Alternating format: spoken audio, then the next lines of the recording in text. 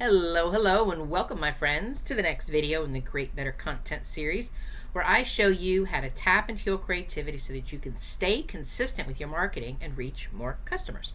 My name is Penny, and I'm going to be your guide through this content development process. I want to teach you how to create more engaging content to post, more remarkable content for sales pages, email sequences, all of those things to help you reach more qualified customers. And if you want to learn more about creativity and how this can help you develop your content marketing plans, I would love to see you hit that button below and subscribe to this channel. And below in the description box, you're going to see several links. One of the links that you're going to see is for the Content Calendar Blueprint program. It's an email-based training. It's like a comprehensive guide, and it's more than just developing a content calendar. It's actually going to help you work through your content strategy as well as developing a cohesive content plan. And then the next link that you're going to see is so that you can subscribe to the Marketing Strategy Collective program. This is my group program that I have on Patreon, and you can personally go through this process with me and the other like-minded business owners to develop more remarkable content, to develop your marketing strategy, and just do this with other people and not have to work in a solo bubble and do this all by yourself. Alrighty then. So you see the links below and you know what to do to learn more. Alright, let's jump into today's video. Because today's video, we're going to stick with some evergreen content.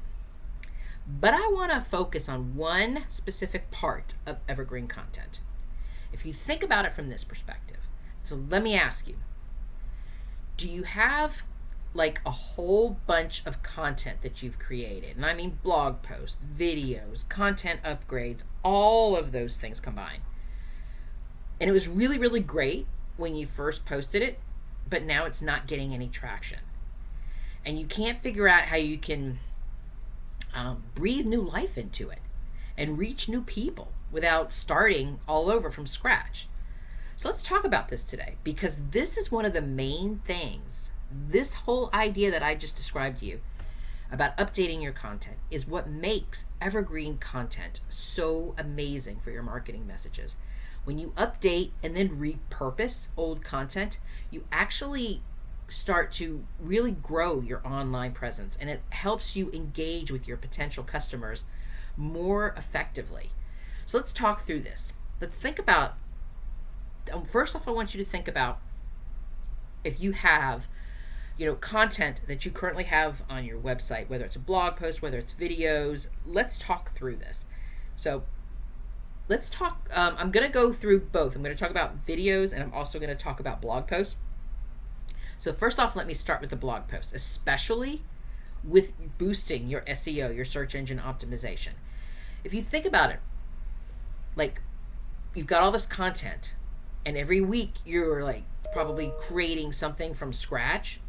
You don't have to do that. You can actually update your content, and you can turn it into something that's evergreen. You can turn it into something that's going to give you the SEO benefits, because when you do this, when you actually do this updating here, when you refresh this old content, it can lead to an increase in your search engine rankings.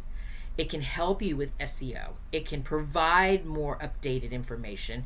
And because you are reworking some content that's currently already on your site, that updated content enhances the opportunity for you to build more trust and engagement with potential customers. So the first thing I want you to do is that I want you to think about which content you want to upgrade. And if you're not really sure which piece of content is something that would fall into the category of evergreen content, take a look at your Google Analytics. Take a look at post-specific information on social platforms. You can review, you can even review email analytics for downloads or even subject lines and all that stuff to give you the most, to show what's giving the most opens and if people are clicking on your links. And you can also see which ones are overperforming. And when you focus on these pieces of content, you know that this information is relevant to your community. This information is what they're searching for. This is information that's resonating with them, or else why is it still being clicked on? Why is it still being looked at? Why is it when you first posted it up there it was heavy engagement? These are all the things we want to keep in mind, because this makes a good foundation for creating evergreen content. So when we've picked out some content that we want to use, we're going to stay here still with the blog post. I want you to go through these steps to help you update this blog post.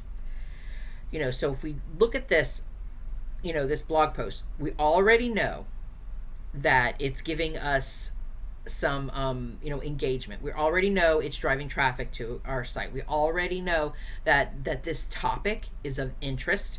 It's relevant.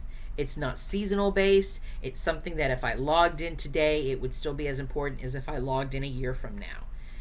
So one of the things that you can do to update your blog post is do a little keyword research.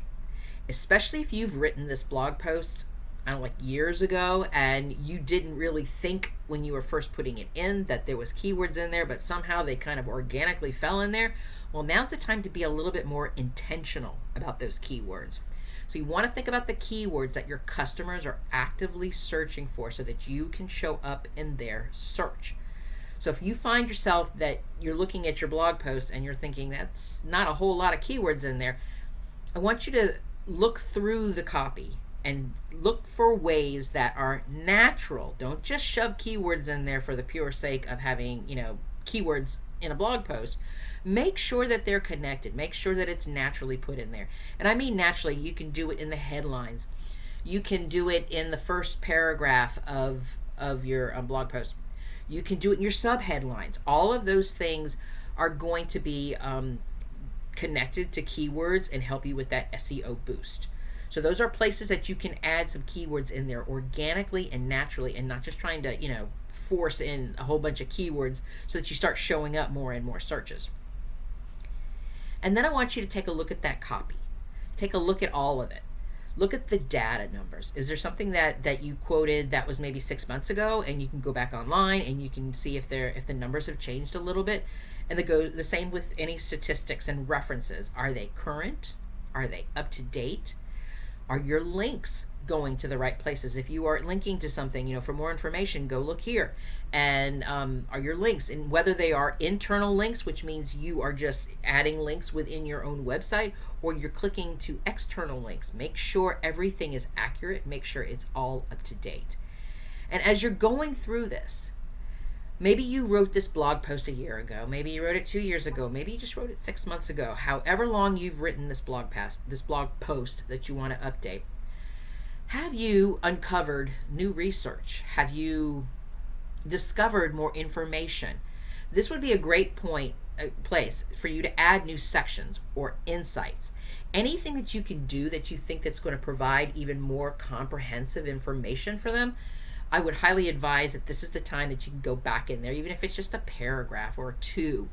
And while you're doing this, make sure that your blog post is optimized for what they call readability. Readability has to do with making sure that if I was to pull this up on my cell phone, if I was to look this on mobile versus the laptop, is it clean and clear? Are there clear headings? Do the bullet points help if I'm skimming through something? Are there paragraphs? Sometimes what we get so caught up in our paragraphs and we look at them on our website versus mobile, and we don't realize that our paragraphs are maybe like 10 sentences long. Maybe we need to break up these paragraphs into 2 or 3 sentences to make it easier to read on mobile. You can break up large blocks of text, bullet points, clear headings. All of this kind of stuff really helps with readability, because you want to remember, I think the majority of us, and I don't have any statistical numbers to back me up on this, but I feel pretty confident when I'm going to say this. The majority of us are doing our research on our phones. So if I'm running a search on Google and your blog post comes up as an answer to a response to my question, and I click over there, I just want to be able to say that as I'm looking at my, reading your blog post, scrolling, it's easy for me to read. I'm not struggling trying to read it. I'm not struggling with the information, and enough that I'm going to read it to the end. And I'm not just going to bow out because I can't, this is all jumbled up. I can't, this is just too much text. So we want to think about it from that place. And so while we're doing that too, also think about your SEO elements. As I talked to you before, there was keywords that you were going to be switching out, but there's also those meta descriptions. You know, we've got alt tags on our images. Do we need to update those? Or do you even have alt tags written on your images? Put those in. Make sure that you've got your titles SEO with keywords. You've got, and I don't mean just the URL title, I mean within the blog post itself, there's the main title and then there's subheadings and all of that. Make sure that those have long tail keywords in them. And as I had shared with you earlier, of course you want to make sure that there's some internal linking going on. We want to add links to the content, and it especially helps that's one of the things that Google loves, is when they see internal linkings, because it tells the little spiders out there that are searching through all of our content that this particular content is not just giving so much information and value and education, it's also giving links for more information. And that's one of the things that Google loves to see. It loves to be able to send people that they're going to get the answer to their question. So while you're in there, you've got your links, you've got your SEO, but I also want you to take a look at any visuals that you have. Did you put images in there to help break up the text? Is that something that you want to refresh? You want to replace it? Are these relevant? Do they make sense? Again, if this was something that you wrote like 2 years ago, and maybe you put a picture of yourself in there, yourself doing something, and now you've got a new way that you're creating this, and you've got another picture, can you switch that out to make it more up to date?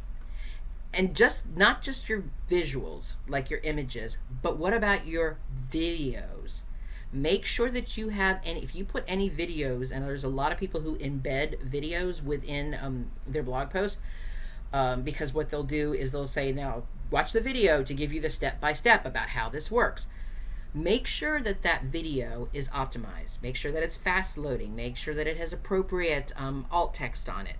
And of course, you want to make sure all of that blog post and all that information and everything displays correctly on mobile devices. I always, not only do I look on my my website, you know, when I'm online on my laptop, I also pull it up on my phone, because I want to see what it looks like on my phone, because I want to see what they're going to be saying. As I said, there's a really good chance that the majority of us are reading these blog posts on our phones. So it's super important that you know, people just don't just bail out on you, even though you must have the amazing content. You've got this great video that you created, but if it's all jumbled and it's all bunch of text, you know, people are just going to bail, because they need some white space in between there. They need the bullet points, they need the clear headings, they need to understand.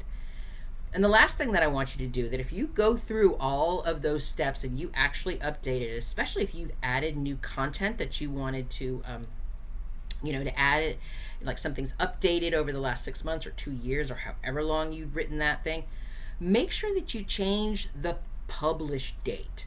Because when you change the publish date, it actually creates a little signal to Google as if you've just published something.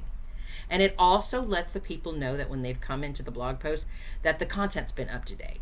And so if you're not going to change, if you're not able to change the publish date, put like a little paragraph underneath it, and maybe make it in bold or in a different color, and say, and then you can manually type in there and say, this blog post has just been updated 2 weeks ago at this date and this date, and I've added this, this, and this, just to let us know that.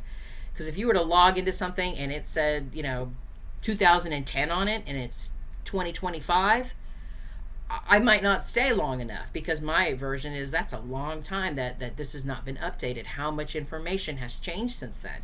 So you want to make sure that if you can't change the published date on it, because I know some people's formats are a lot different, at least put like a little information up at the top to let us know that you have updated the content. All right. So what about folks that don't do blog posts?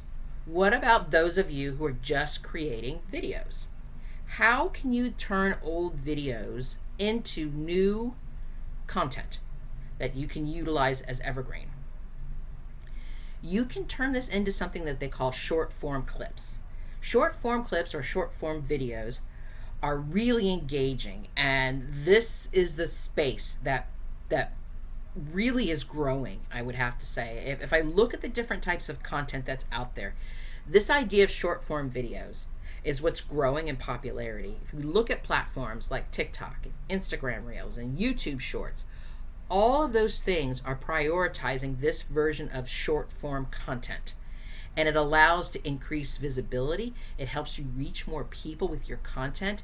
And it's just a short little informational clips, which could be anywhere from, whatever it is, a couple of minutes to maybe 5 minutes or something like that. You don't want it to be longer than that, because because then we turn into long form content and not short form content. We are looking to basically turn this into something that people can consume a lot easier than a long form video. So if you want to repurpose your long form videos, look at the ones that you have. And I would say the same thing that I said about your blog post. If you're not sure which ones to use, take a look at your insights. Take a look at, I know that YouTube gives us, video specific insights. So we're able to get analytics that way. We can see, how many views we had. We can see, how many times it's showing up. We can see all of that kind of information. And if we know that this is a good piece of content, then this is one that we're going to want to repurpose. And so I want you to take a look. I want you to review your videos and see. So let's say like maybe your video is, I don't know, like 18 minutes. So if you've got like an 18-minute video, you can review that whole video and you can pinpoint segments, because we generally talk in segments. So if I use an example of that, I could say, as you're listening to me right now on this video, I broke this down into different segments. I talked about why it's so important for us to be utilizing this type of evergreen content. And then I talked about how to repurpose blog posts. And now I'm talking about how to repurpose long form videos. These are different segments. And so I could take these segments and I could pull them out, and they become standalone videos. They become standalone messages. And so if you have these standalone messages, and now what you've done, because you've pulled them out of the main one, you want to make sure that you can at least edit for concise. You want to make sure that what you're saying doesn't look like I just pulled this out of something else. Did I do an intro? So my next step for this is this. When I would say the words, my next step for this is this, we would want to pull that out, because obviously what's your next step? Because I thought I didn't talk about a first step. So maybe instead of saying my next step for this is this, and then I start from that place. And so that makes it my editing a little bit more cleaner. And then I could just start right there and go right into whatever that step was, right? So we want to think about that, and we can refine these segments. We can make them very impactful and make sure that the message is still coming across, even though it is just a piece of that the main video that I had originally had pulled it from.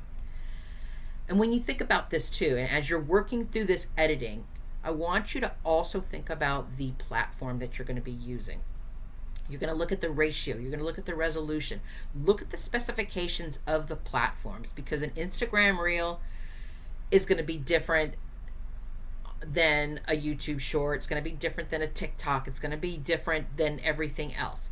So I want you to think about how you can make sure and get that specific information, so when you're editing this smaller video, that you get it down to the specifications of the platform so that it works. It still works and it gets transferred into that. And if you need to add captions, if you need to add opportunities for engagement, because a lot of people are actually watching videos without sound right now, which is so which is like a total thing to do. So maybe what you've done is your whole 18 minutes did not have any captions to it, but your smaller versions, when you do your editing, you can then add the captions to it. So those are the things that you can start doing. You can also think about like adding text overlays or animations or emojis or anything like that to make your content more engaging, especially now if you've pulled it out something and maybe you need an arrow to point to something, because now you no longer have that paragraph ahead of it. So think about how visuals like that can help you enhance the thing that you're trying to say, and to get the information across to somebody and make it more engaging. And as you add these pieces into your posting schedule, also, hashtags, and make sure that you're following your platform. That sentence didn't make sense. let me start that sentence over again. So you've got your video done. When it comes time to publish and share it online, make sure that you are tailoring this video and it's aligned with the platform that you're using. Because if there's hashtags that need to be added, if there's a different way that you have to put your logo in or something like that, all of these things are going to be different based upon the platform that you're on. And cross promote this. So if you've got short form clips that are going to go on Instagram, or they started out on TikTok and you could put them on Instagram, can you also share them on YouTube? Can you also share them on LinkedIn? Can you also share them on Facebook? You can cross promote this. Just because you're creating this one particular video, the smaller version of this video, share it. Share it across multiple platforms, because the more places that you can share it, the more places that you can reach more customers. And so when we think about all of this, between blog posts and videos, it's not just repurposing. It's like content recycling. Because doing these steps isn't just a whole bunch of action steps that you could do every single week. It should be a part of your strategy. And it should be a part of what you're doing every single week, so you can revitalize some of your existing content. You can maximize your time, and you're not always creating everything from scratch, but you're also making sure that your community and your audience and your potential customers are continuing to receive this valuable and relevant information. And so when you identify either content that's a blog post or a video, or even anything else for that matter, that is a really good piece of evergreen content that you could be updating or repurposing, these are the steps I want you to get into the minutia of it. Because when you implement this type of content recycling strategy, it really does breathe new life into this content, and it continues to be serving your community. It continues to be supporting your business goals. And it helps you be more effective with your time and effective with your marketing strategy, because you're extending the lifespan of your content, and you're reaching new customers, and you're being able to actually stay consistent when you're engaging online with your social platforms, which of course is going to help you reach more customers. So thank you so much for joining me today on this creative journey. If you've enjoyed this content about creative content development, I hope you'll hit the share button, and let's keep this conversation going. And if you're done with just doing all this stuff on your own and you really would love some help with your marketing strategy, I would love to see you join us in the Marketing Strategy Collective program. We are on Patreon every single week. And when you join up, you can get personalized feedback on everything from your marketing efforts, like your sales pages, your launch email sequences. We can even help you work through your content ideas with your evergreen content. We meet once a month for a conversation where we're able to share each other's challenges, and we're able to help each other with solutions. And everything from helping us, the other day we were helping somebody with a steady flow of how she could keep a steady flow of engaging content. I'd love to see you stop working in a solo bubble and working in a collaborative space. So the link is below for you to learn more about the Marketing Strategy Collective program, and you can join us on Patreon. You are magnificent, my friend, and let me be the first to say, I'm proud of you. Until next time.